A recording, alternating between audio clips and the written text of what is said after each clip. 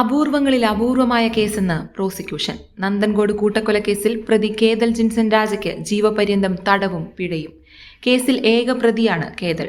പ്രതിയുടെ പ്രായം പരിഗണിച്ചുകൊണ്ടാണ് കോടതി വധശിക്ഷയിൽ നിന്ന് ഒഴിവാക്കിയതെന്നാണ് റിപ്പോർട്ടുകൾ. കേസിൽ കേതൽ ജിൻസൺ രാജ കുറ്റക്കാരനാണെന്ന് നേരത്തെ തന്നെ കോടതിയിൽ കണ്ടെത്തിയിരുന്നു. തിരുവനന്തപുരം 6ാം അഡീഷണൽ സെഷൻസ് കോടതിയാണ് വിധി പറഞ്ഞത്.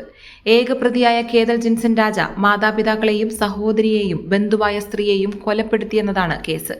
8 വർഷത്തിന് ശേഷമാണ് കേസിൽ വിധി വരുന്നത്.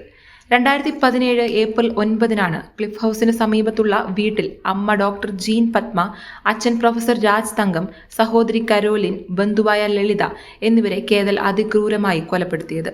3 പേരുടെ മൃതദേഹം കത്തിക്കരിഞ്ഞ നിലയിലും ഒരാളുടേത് കിടക്കവിരിയിൽ പൊതിഞ്ഞ നിലയിലുമാണ് കണ്ടെത്തിയിരുന്നത്.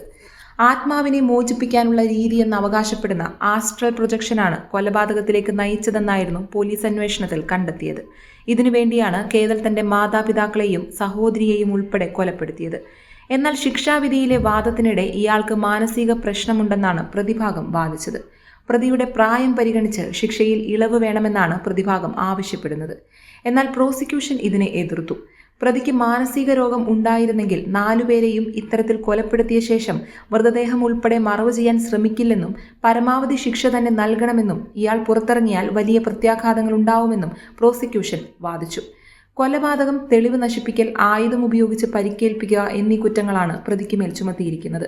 കേതലിനെതിരെ ചുമത്തിയിരിക്കുന്ന എല്ലാ കുറ്റങ്ങളും തെളിഞ്ഞതായി കോടതി ഇന്നലെ തന്നെ വ്യക്തമാക്കിയിരുന്നു. എങ്കിലും വധശിക്ഷ നൽകണമെന്ന പ്രോസിക്യൂഷൻ ആവശ്യം വിചാരണ കോടതി അംഗീകരിച്ചില്ല. Subscribe to One India and never miss an update.